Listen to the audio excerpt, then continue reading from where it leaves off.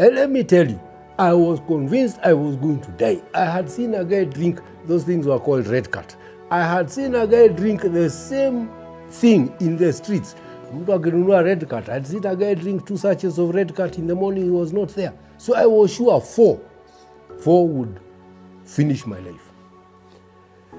So I mixed them, held the empty sachets, and I waited for him to come. My brother came back, and I drank the concoction, tossed the things at him, and told him, now bury me.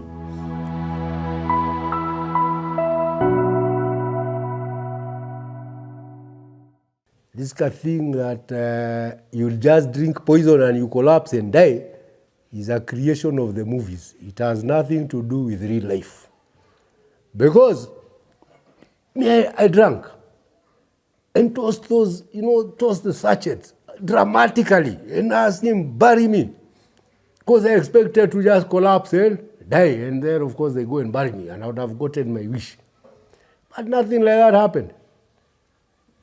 The guy got angry. He ran back to the house. He came back with the cook and the security guard. They came with a jug of milk. So we are fighting here. They are trying to get me to drink the milk. I bang the jug down. It breaks. During all this, I'm not feeling anything. During all of this, Kidogo, my brother, gets angry and he really starts screaming at me. He wants nothing ever to do with me and that kind of thing. And I can understand him. Because remember, 10 years you've never been home. You've just come home. You have built a bridge. And promptly you have burnt that bridge. And come to bring your drama into people's lives, people you rejected 10 years ago. And, you just come and start creating drama for them again. So he got really angry and he gave me a piece of his mind. Now in this confusion, man, you are not dying. At this point you ask yourself whether you have drank fake poison. Because you are not dead, but you are confused. So in the end, I just took off and ran up a path that passes Kindaruma Road and went up to sides of Adams Arcade. Now it's darkish. So at Adams Arcade roundabout, before there used to be a physical roundabout. It's not like nowadays. There was a physical roundabout there. I collapsed on that roundabout. But next morning, I woke up. I know my biggest regret was that I was alive.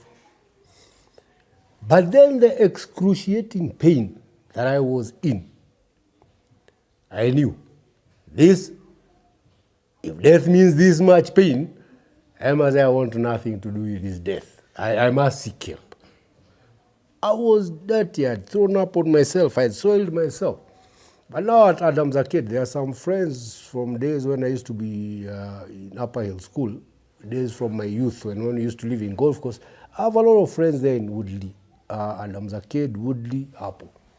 So just behind Winners Chapel over there, there's a guy, a friend of mine called Joshua. And Joshua, they lived there for ages. I guessed that maybe they would still live there.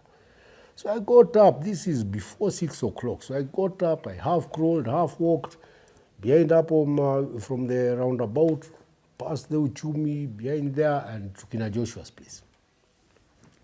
Watchman takes one look, bang on the gate, watchman takes a look at me and tells me, talk and went there.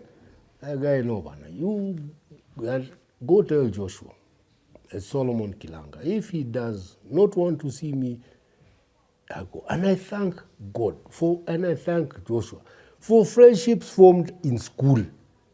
Because that he did not, as soon as the watchman heard I know his boss's name, yeah, kind of kumita.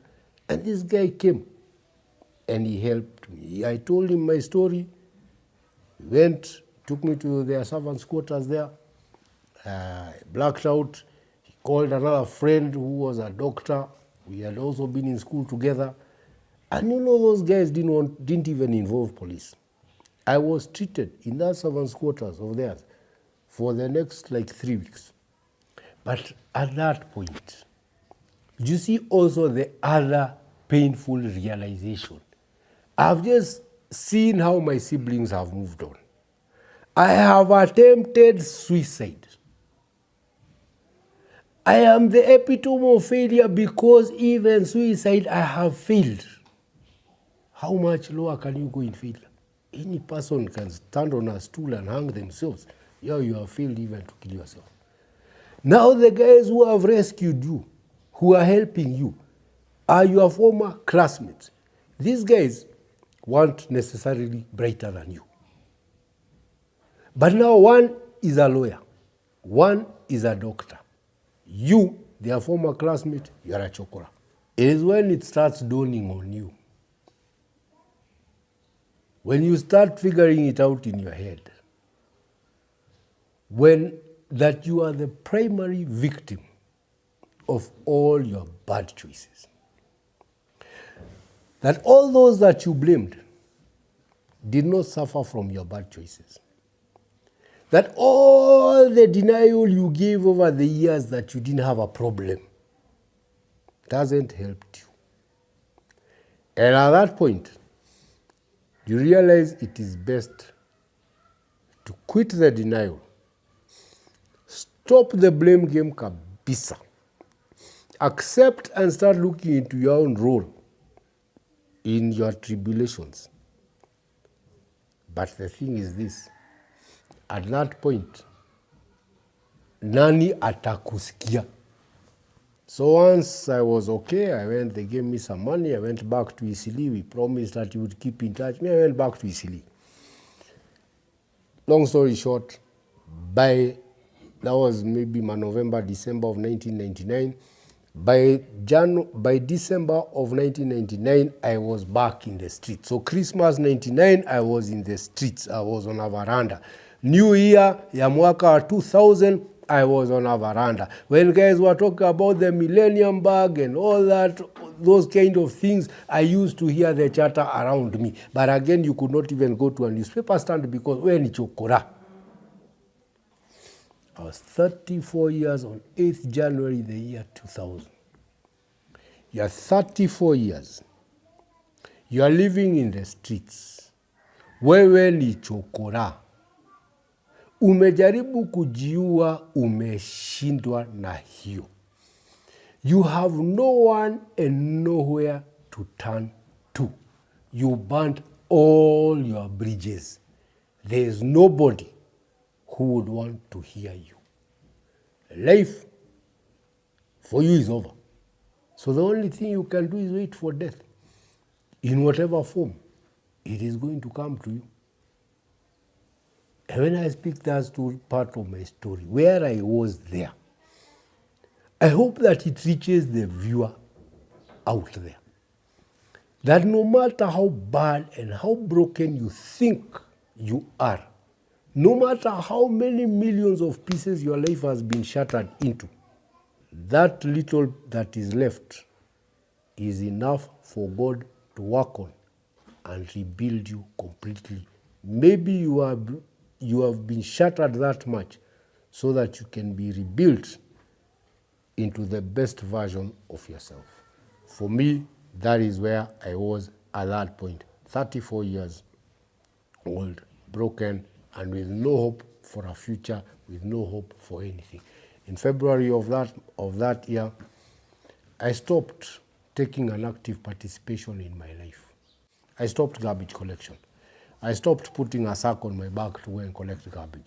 I went and slept up kwa veranda, and when we were kicked off in the morning, naenda kulala pale kwa karubu. If somebody brought me something to eat, I ate. If somebody brought me something to drink, I drank. But I didn't very actively participate in my life because I was hoping that then, through neglect of myself, death would find me. And when I was that broken, God, now I think so, something he could work with. Remember, for me at that point, I had no concept or perception of God. And believe me, I would not have believed in any kind of God at that time, because how would I have believed in a God at that time, going through that kind of life?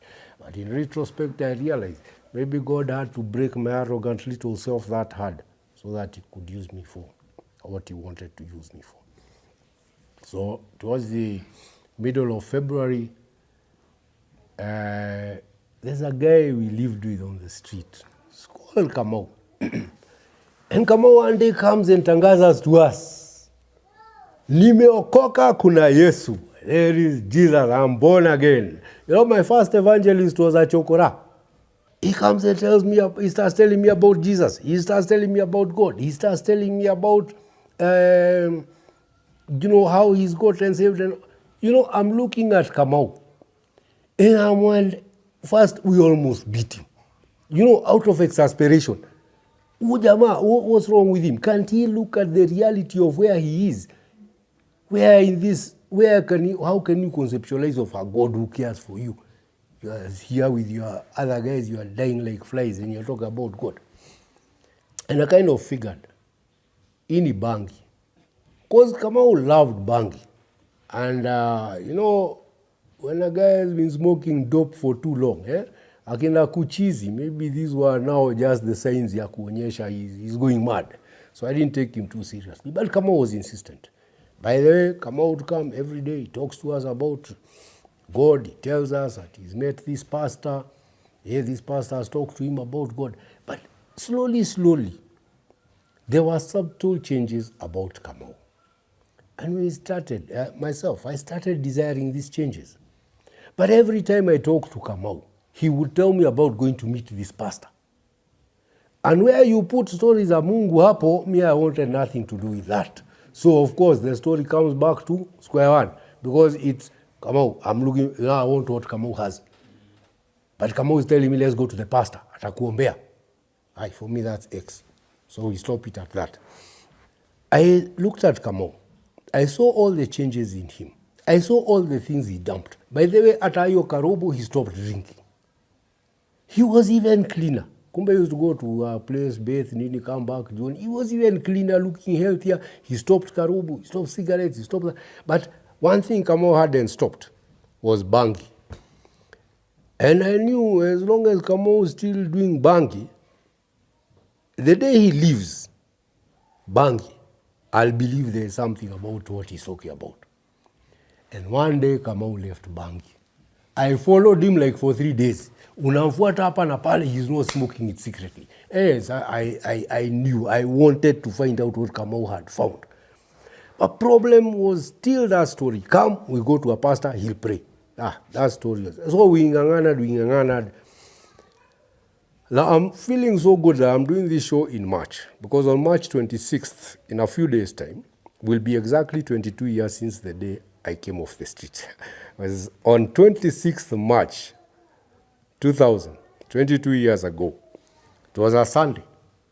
And Kamau came to me. I was in those Karobo bars.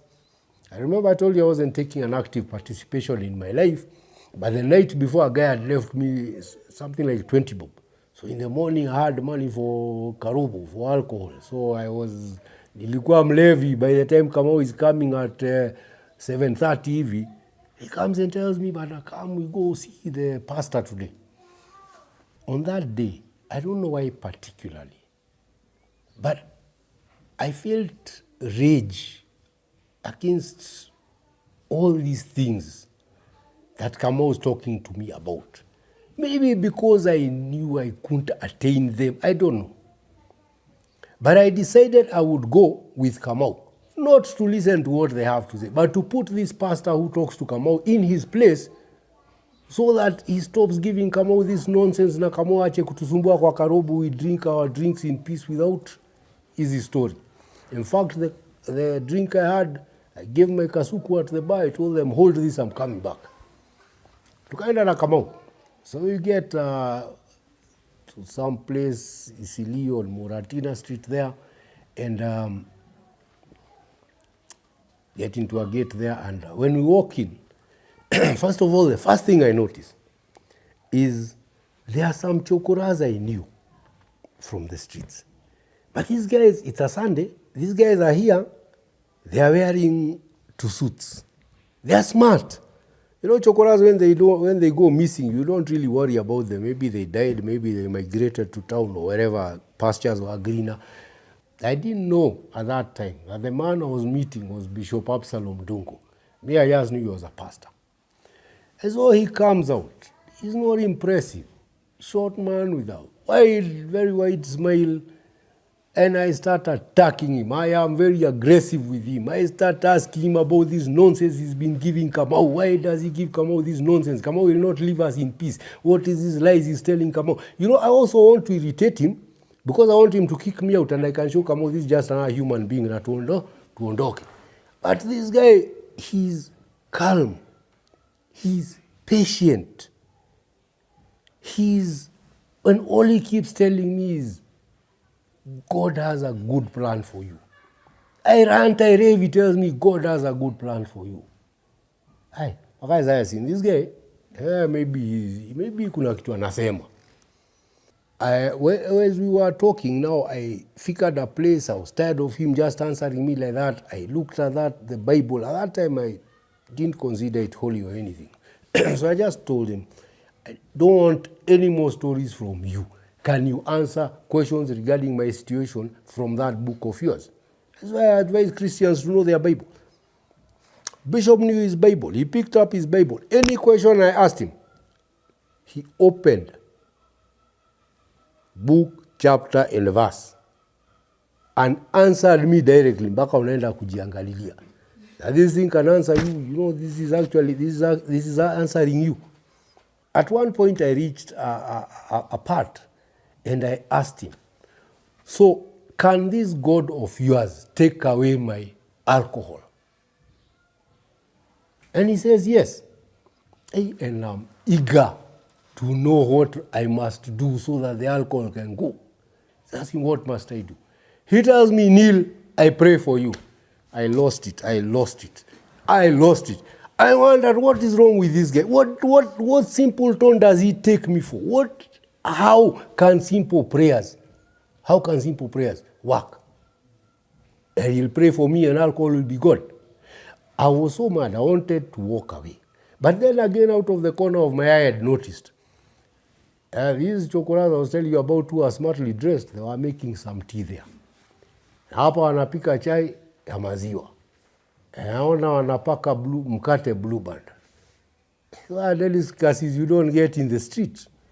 So I thought, why not hang around, at least I have breakfast, to compensate for the time these guys have wasted of mine. And so when they said, oh, we pray for you, I said, okay, fine, let them pray. See, by then, that tea will be ready. So, fine, I knelt down. They prayed, and they laid hands, and they spoke in tongues and what. At one point, my knees were hurting, man. I was even saying, wachana na hii chai, man. I wanted to get up and go. But mercifully, the prayers ended. So you get up, and these guys start asking, hey, welcome to the kingdom, my brother. These ex-chokoras, but they are now born-again guys. So, hey, welcome to the kingdom, my brother. You wonder what kingdom? You feel zilch. I couldn't feel anything. But you want to be polite. So, okay. And of course, you want to drink the tea. So we had the tea, and I wanted to go. But again, I'm mentioning these two things. They are tiny things. But they are things that happen. If they didn't happen, I would not be here. I would not be speaking with you. But there were tiny, minuscule things that you would not even have given notice to. Kidogo, when we finished the tea and I wanted to leave, one of those guys comes and tells me, hey, tumekuchemshia maji ya kuoga. Hey, I hadn't bathed for long. But for how many years had I not bathed with hot water? And now somebody is offering me some hot water. Hey, I said, yes. So I was taken, bana. My clothes were taken. Those ones went to be burnt there. Unasikia zikilialia cha huko, twa. And I was given bathing water and some new clothes. And whenever you hear me for the ministry I do, and I ask men to come and contribute their clothes, it's been 22 years. I've worn many clothes since then. But I was given a green, when I came out of that bathroom, I was given a green pair of slippers, a gray pair of trousers, a white shirt, which should have zile za cufflinks. Since there are no cufflinks, it just falls all over here. But I have never forgotten the feel of those clothes and the way they made me feel human. I don't know, because maybe, you know, in the river you just bathe with cold water. Right? You've had a hot bath, nafikiri imechoma chawa zimetoka, and then you come into these clothes, and I just felt human. And I was feeling in a more affable mood, and the bishop comes. I still think he's a pastor. He tells me, let's go to church. And I think he's been so good, so I'll go to church. I have asked these guys who are with him here, where does this guy preach? Wameniambia he has a church in Kayole. So I know if we go with him to Kayole, if we disagree, I'll come through those slums, I'll go to Soweto, then cut through those other slums of Sinai and ETC, come ombaing Changao, then back to Isili. So no problem. So he gives me 20 bob, tells me to go shave. My hair was a bit long. I pocket the 20 bob, and I decide, this is what I'll come back to drink, so I won't shave sai. Kidogo he comes, him and his wife, Mama John. She's called Mama. We called her Mama John, and we get in the car. We don't go to Kayole. Kidogo mi naona gari imetokea Thika Road. Kidogo, I was told we are going to Kayole. Kidogo, guys passing Utalii. Yeah, bathed in hot water that day. I'm looking down to the river where I usually bathe. To Kapita. Hey, vehicle comes, it passes Thika. Now I'm getting a bit worried. Umse ananipeleka wapi? All the way till a place called Kabati. Turned off on the left, and then we get to a church. Now is when I realize he is not just a pastor. Because I could see the way the people received him, the other pastors. You can see the man in charge is here. And so tukapelekwa ndani, that's when I knew and started hearing now him being referred to as bishop. So we get into the church. He goes to sit at the front. Mimi napelekwa pale kwa raia. And I watch the proceedings. Do you know, my life had become so abnormal that the abnormal seemed normal to me.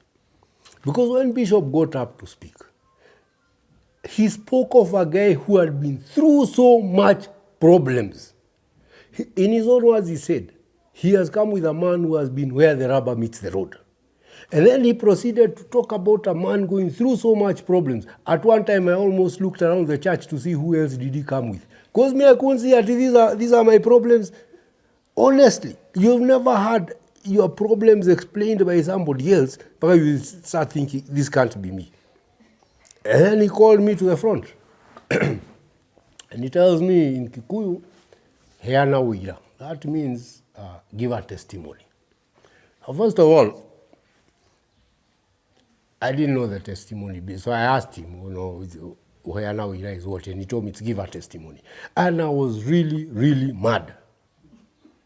Because first of all, I was seeing, this guy has just been bad-mouthing me to the whole church over here. He's just been telling them things I didn't even want to talk about. And then now he's expecting me to stand here and corroborate his story. So I'm wondering, he's told me to speak. If I don't speak and then he tells me, Bas, walk back to town. We are in Muranga and I have only 20 bob in my pocket. I might not speak, this guy can dump me here. So I chose to speak, and my first testimony, my first ever, what I'm speaking to you right now, was coerced, forced out of me 22 years ago, otherwise I would not have been speaking here with you. Because when I sat there, when I took to speak there, I started realizing the abnormality of my life. Like, for example, I stood in front of the guys, and I said, this morning, when I came out of my sack, and all these people opened their eyes and looked at me, and I realized they didn't come out of sacks, they came out of beds. There was an abnormality between my world and their world. But I spoke, and somewhere in the middle of that, of what I was speaking, for me there were no drum rolls. Coming to God, there was no drum rolls or anything like that. In the middle of what I was speaking, I knew. I didn't suspect. I knew I would never touch alcohol again. And so we finished at Kabati, we left, and of course now coming back to town, the doubts are assailing me again. Hey, sasa nitaenda kulala barabarani, how will I manage not to sleep on the road without something to drink? But by the time we got back to town, Bishop, kumbe what had happened is, as far back, this is the year 2000, as far back as the year 1996, he had been living in Isili. He's a bishop. He noticed the big amounts of men who are roaming around in the streets, living on dump sites and that kind of thing, and the fact that nobody wants anything to do with these men. And so one day he felt he's going to do something about it. One day he just asked us, another street man, do you want to go to change your life? Instead of a handout, the guy had asked for 5 shillings to go and eat. He asked him, do you want to go to change your life? And the guy said yes. Bishop didn't hesitate. Next to his house, he had a small room where he used to do some silk screen printing. He took that guy without even bothering to notify his family first and followed what the Bible says. When you see the hungry, feed him. When you see the naked, clothe him. When you see the poor wanderer, provide him with shelter. Most guys cannot do the last part of provide with shelter. They may do the first 2 parts, feed, clothe, but are unable to do the provide with shelter. He gave him first water to bathe, food to eat, a place to stay, a roof over his head. But more so, he continuously gave him the word of God. Because where we are and in this work we do, we believe it is only God who can make you as whole as he originally meant for you to be. So he gave him the word of God. Within 3 months, this guy, the first guy was called Muturi. Within 3 months, Muturi, you could not believe he had been a chokora. And that is how GLC, the place that I run, that is how it started. I'm not the founder. This was started way back in 1996. I am actually a beneficiary, but I now run it. The founder has since passed on. It's now in my hands. I now run it, but I'm also a beneficiary of the same. So from 1996, he brought in more men from the streets. He brought in men and others, and now fast forward to the year 2000, that's how I came in. So I started living at the center. Kidogo, God started giving me back everything that I had lost. Well, first of all, I started out hard. For me, I started by selling trinkets. I borrowed 500 shillings from him. I bought some to chains and small mirrors and stuff like that. I started hawking those around. It was more to prove to myself that I could actually have 10 shillings in my pocket and not go to drink. One day I went, it had been in the center for about 3 months. And I read in the newspapers and I saw a guy that I knew. It's called James Gadaya. I saw his story in the newspaper. I saw it indicated where his offices were. He was handling some case somewhere. And so I went, he was in Hurlingham, his office was in Hurlingham. This guy, we were classmates in high school. Now he's a big-time lawyer. And I went, I saw him, and the first thing he asked me is, hey, Kilanga, where have you been, brother? You left the country. I told him the truth, but I didn't leave the country. Yeah, I was in the streets. And we talked, and this guy helped me. He built for me a Catroli. Smokies had just come out. So I started selling, you've seen these 2 Smokies and what? I started selling that. And a long story, I moved on. From there, kidogo, got some funding, started up a butchery. Afterwards, I quit the butchery. I decided I would go, because I was helping the bishop also in this work of bringing other street men to the center. Because what I must tell you is, living that life had showed me a life that no human being should live. I could not see how I could come out after living that life somebody had given me a hand up. And then I just leave all those people who are there and who genuinely want to be helped out of that situation. So we were working with the bishop on this, but I was also doing my own things, nijitegemee. Eventually, one time I sold that butchery business, and as God would have it, it so happened that there was one preacher who had come, and I was told to take him to preach in Kabati, the same Kabati where I first went and gave my first testimony. I was told to take him to preach. This was an American preacher. And when we were leaving there, we started talking. He asked me whether I know about computers. I explained to him I know nothing about it. Remember, now this is the year 2001. I am 35 years old. I know nothing about computers. Hizi vitu zilinipita huko kitambo. He tells me, come to my office tomorrow. He tells me where the office is. I turn up the next day, and this guy happens to be the owner of Diamond Systems. Diamond Systems in 2000 and something hapo was one of the biggest computer companies in this country. He hands me over to the managing director, tells me it's about October 2001, tells him this guy, mfunze computers, at the end of 3 months, give him a computer, arudi kazi yake kule rehabilitation. This is God returning two things. First day I walk in, I meet the guy who is assigned to teach me. I ask him, I'm fascinated. There's a arrow, a hourglass, this thing keeps on going round. Hey, I ask the guy, what's this? Guy looks at me and tells me, you don't know what this is. You'll never know anything about computers.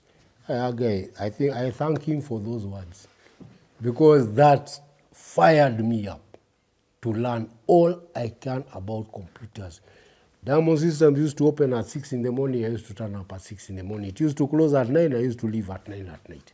By the end of the year, long story short, when guys were getting a bonus, I was also given a bonus and told to the next year I was given a job. Worked in Diamond Systems until 2002, went on to head the technical department. 2003, by 2003, I had met a lady there in Diamond Systems. I married her in 2003, eventually left Diamond Systems, went opened my own computer company in Thika, eventually got into partnership with some guys who were doing Mtumba. One of my partners who were doing computers with was in America. And he came across these guys, or was friends with these guys who are involved in the rugs industry.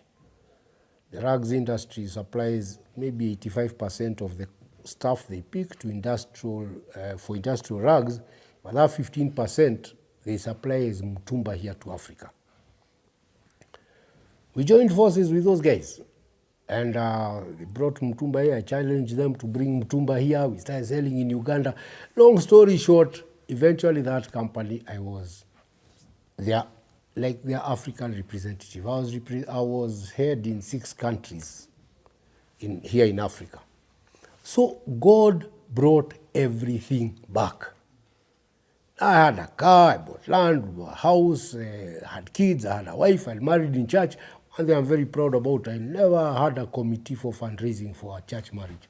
I paid my own money for my own wedding. I'm so proud of that. But that is how God can elevate you. But here's a snag. This should have been a happy story. That's where it ends, yes, and things are great. But the problem was, when I came out of this is the problem of addiction. Whatever you are fighting, if you do not deal with your underlying issues, the root cause of your drinking, you will remain in that vicious cycle of addiction.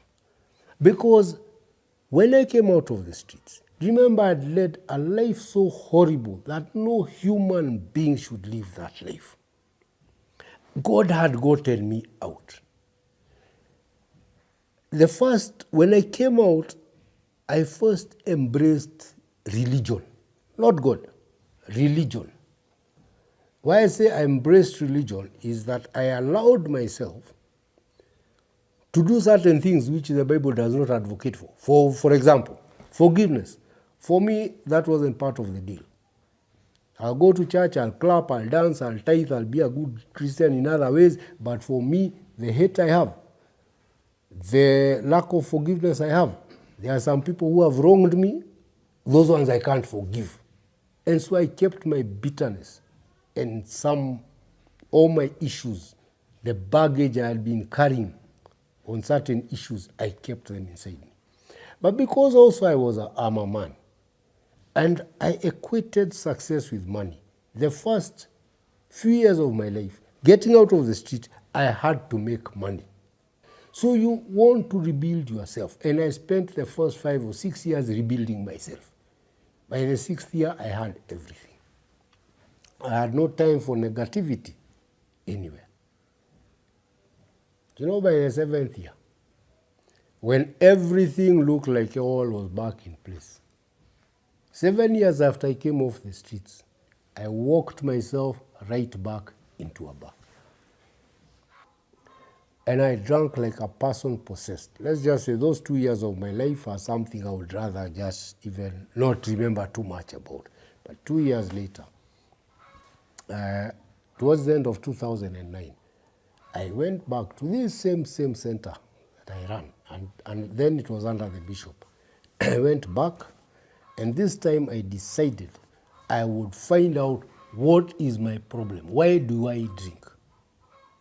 And I was able to sit and start introspecting my life thoroughly. And in that introspection, I was able to see certain things from angles of other people that I had not been able to see before. The only problem and my only regret is that by the time I came to my senses, my mother had long died, and I could not go and make my apologies. So part of why I tell my story is to help people who are out there going through these things, to try to look at these issues, learn to see things from other people's perspectives. People could have done things that were meant to assist you and help you. You misread them, and they ended up, you perceived them wrongly, you ended up having problems just because of that. So let's go back. You've had my life from 7 years going on, and it's a pretty flashy life. At 7 years, you're in Consolata, you live in Westlands. What is 87 Raptor Road today? It was a classy address then, it's still a classy address, it was where I lived. Later on you go to Nairobi Primary. Nairobi Primary in the 70s was a posh school. You chauffeur driven, the areas you live in, you look well. What does society see from that picture? Society looks and sees, everything must be perfect there. Chauffeur-driven kid, parents are wealthy, nini. But nobody's riding.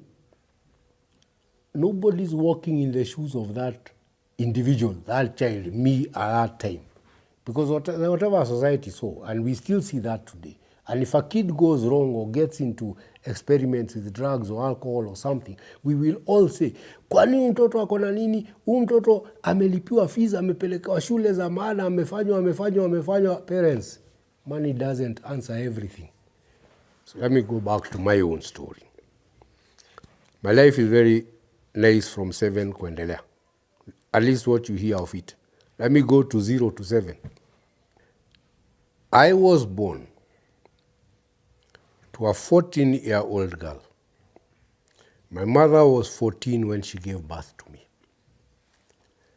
She had just finished what was then called KAPE, Kenya Advanced Primary Education. She gave birth on January 8th. I think by January 16th or so, she had gone on to high school.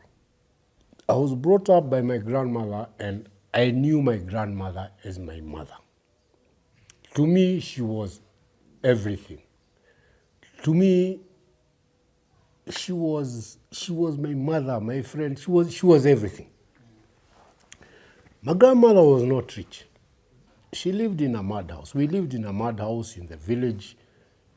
But the thing is, I think the first 6 years of my life were the happiest years of my life. I remember the muddy slopes we slid down when there was rain. I remember the little black beetles we chased in the rivers, the swimming we went, the fairs, catapults we went shooting birds. You know, it was, let me tell you something, a child who is loved, whose belly is full and they feel loved and accepted, they thrive. Kids don't know much about poverty, money, material things. It is adults who bring that nonsense into their world later on. For me, I felt loved. I was a thriving kid. Up to the age of, say, about 6.5 or going towards 7. Now, as I lived my life, remember my mother also was living hers. So she went to secondary, went up to Form 4. In those days, they came out and had like 2 or 3 jobs waiting for them. So she was not only bright, she was also beautiful. She joined East African Airways as an air hostess. And soon the girl who had been ridiculed for giving birth in the village at a young age was flying the world. And there is where she met Captain Abubakar Kilanga. Short time later, they decided they would get married. And when they decided they would get married, we were told about it in the village. And I even have pictures. We attended, there was a nice wedding. We attended at the old Mayfair Hotel. I have pictures of myself there at that wedding. But even at that wedding, I had no connection to these people. I did not know this was my mom. To me, my grandmother was my mother.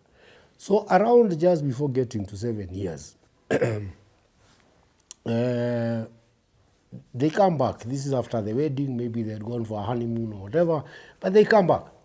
Then one day I'm called and I'm told, this is your mother. Same day I'm told you're going to live with her. So take any almost 7-year-old kid and forcefully uproot them from where they love and know is home and give them to what they consider a total stranger. You have ruined something in that kid. There was no preparation, no nothing. So if I start tracing my problems back, probably they may have started somewhere around there.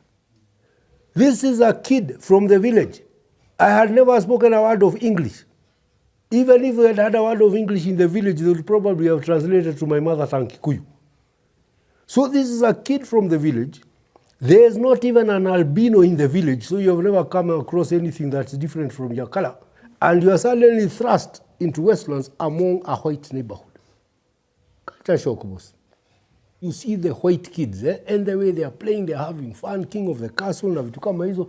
You cannot join them because of your limitations. You cannot express yourself to them. You can't communicate with them. So you just sit at the back, look at them, and wish you were back in the village. You miss your playmates. You miss those guys you went to the river with. You miss those guys you fired catapults in the village with. And you start to resent the person who has brought you here. That is my biological mother. Abubakar Kilanga, her husband, was Muslim.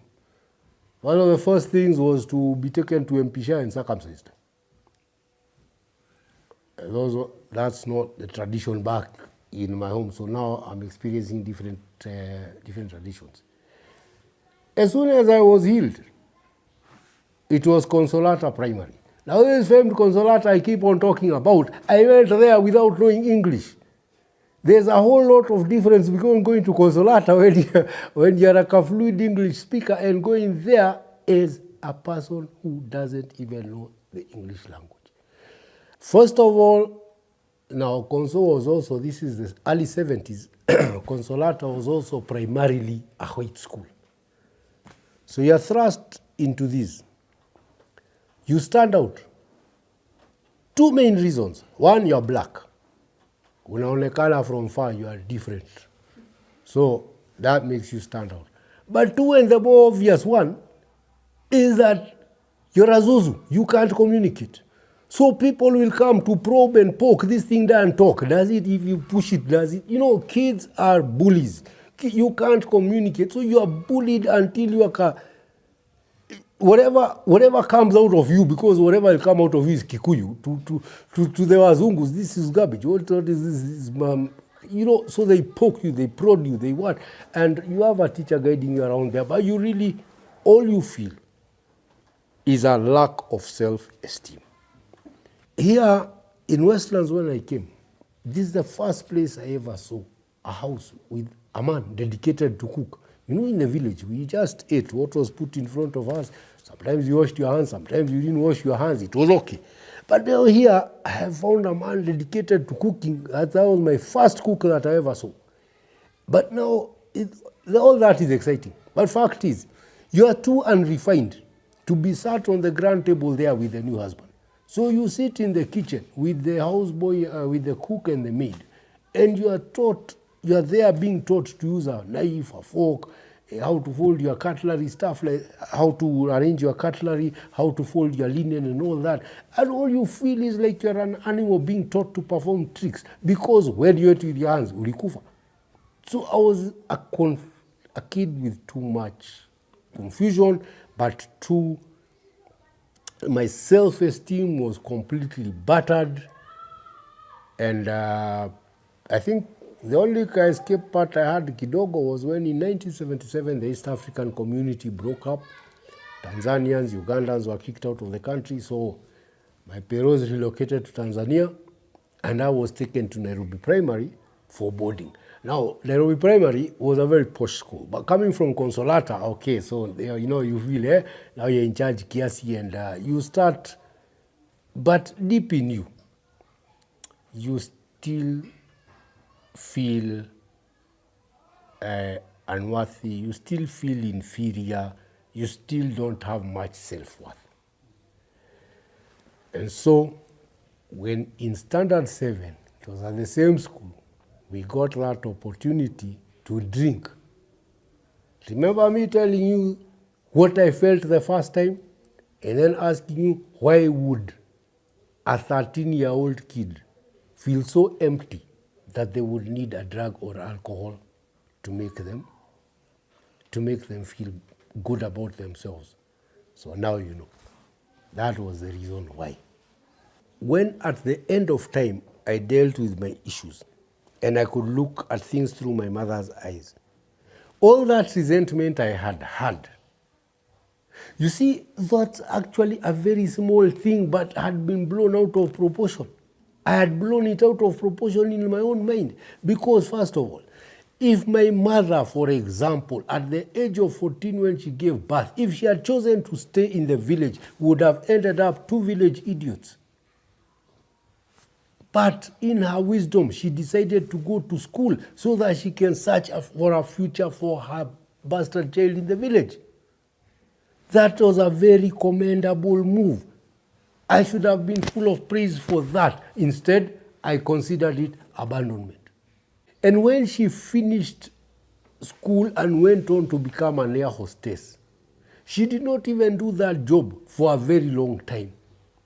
She instead chose to terminate that job and marry Abubakar Kilanga, a man, because they later divorced, a man who maybe she didn't even love. But the fact of the matter is, he was the only man who would give her child, would adopt her child, give him a name. He gave me an expensive education. He gave me the exposure that has enabled me to thrive in certain aspects of my life. So everything she did for me, not against me. When I think that I was taken to Consolata and thrown in there with Wazungu kids just so I could be tested, it is foolish thinking. And the fact is, if I didn't go there and learn in Consolata, I probably would not be able to communicate the way I communicate in English. So that was a blessing. I thank my mother for it. It was just too bad that by the time she passed on, I had never yet come to my senses on these things. That's why I talk to people, so that they can get a chance to make amends with those that they may be thinking have done wrong against them, or to seek for the help that is necessary. Now, that story moves me now to what I do. Because of those experiences, immediately I started working with the bishop. Then later on I went 7 years later, I went back to Kakunywa. Remember, first of all, in these 7 years, I was actively bringing in guys from the streets, and we would help them with the bishop. In all those years, the center was at Isili. And then in 2018, Bishop Dungo passed on, and after he passed on, even me, I had said, I'm not the only Chokora left who came out of the streets. So I also abandoned the project. We left it to his son, John. John ran the project for some time, but John is a pastor, a very good pastor, but this wasn't his calling. And later on, he came and told me he would close it around 2019. So I thought, fine, we'll continue with it. And got friends around to support these friends. Have brought in their networks. This is a ministry that is not, we're not funded by donors. We're not funded by any formal organization. Most people who work at our place are volunteers. But our main thing is to go out onto the streets, bring those men who are willing and stuck in addictions off the streets into the rehab center. We have a 4-stage process, which is rescue, physical removal from the street. 2, rehabilitation, which is primarily done through the Word of God.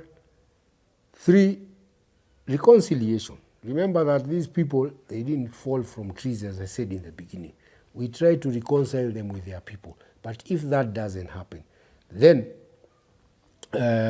we go to the final stage, which is reintegration. Reintegration involves, we keep them at our place. We have a halfway house system where guys go to work. Tunatafutia kazi za mjengo. But even kazi ya mjengo, when a guy goes, if he's earning 600 shillings a day, then we allow him use of 100 shillings because he's eating and sleeping at the center. 500 shillings he will save. 40 days of working, that guy can have saved 20,000 shillings. Now with that 20,000 shillings, we buy him a starter kit, bed, a mattress, some 2-3 suvurias, 2 cups, nini, a starter kit, and move him to his own house. In our area there, houses are, small rooms are like 2,000 bob a month. So the 20,000 is enough for him to go out, start life as a normal, contributing and productive citizen of this land from being a chokora. Over the years, we have about 2,000 guys who have graduated through the program, but we want to be able to expand this program. This thing of alcoholism, drug use, and the boy child in Kenya, we are going to either continue to bury our heads in the sand, and one day it will have serious repercussions on us. The street man that we will continue to ignore and hope he goes away and continue to stigmatize him. Remember, potentially, I use this word carefully, he's the most dangerous, even among those street families. Because this is a man, he has nothing to lose, and society will continue to hold him in that kind of contempt, making him a potential danger. But these are our brothers. We can reach out, we can help them. The greatest lesson I learned on involving addiction was that fact that if you don't deal with your underlying issues, you will forever be stuck in a vicious cycle of addiction, rehab, addiction, rehab, addiction, rehab, addiction, rehab, that vicious cycle till your dying days, until you are ready to face what is the actual issue that makes you go into this drinking. Then you are never going to, because you can remove the alcohol for a temporary time. And the rehabilitation, ukae miezi sita, there is no alcohol around. But when you come out and whatever, because it's all up here, whatever was bothering you up here returns, you will go back to the thing that eases the pain for you. So about addiction, that's the biggest thing I've learned. What keeps me going? My friend, you know, I said the first thing is I lived that life. I was an arrogant kid. I was a person who, maybe like many Kenyans, I didn't understand this community of the street people. So when you come across these kind of things, well, I want to continue, because I believe, I'm not saying that every man living in the street is willing to come out. No. I said this before. In our normal human society, see, there are thieves, there are looters, there are rapists, there are what? In our normal society. So the same even in the street community.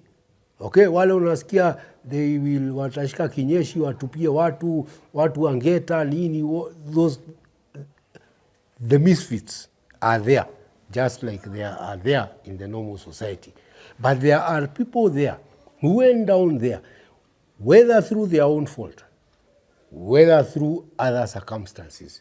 But right now, all they are begging for is a hand up out of that life. And I will always be ready to give them that hand up, because somebody gave me the same.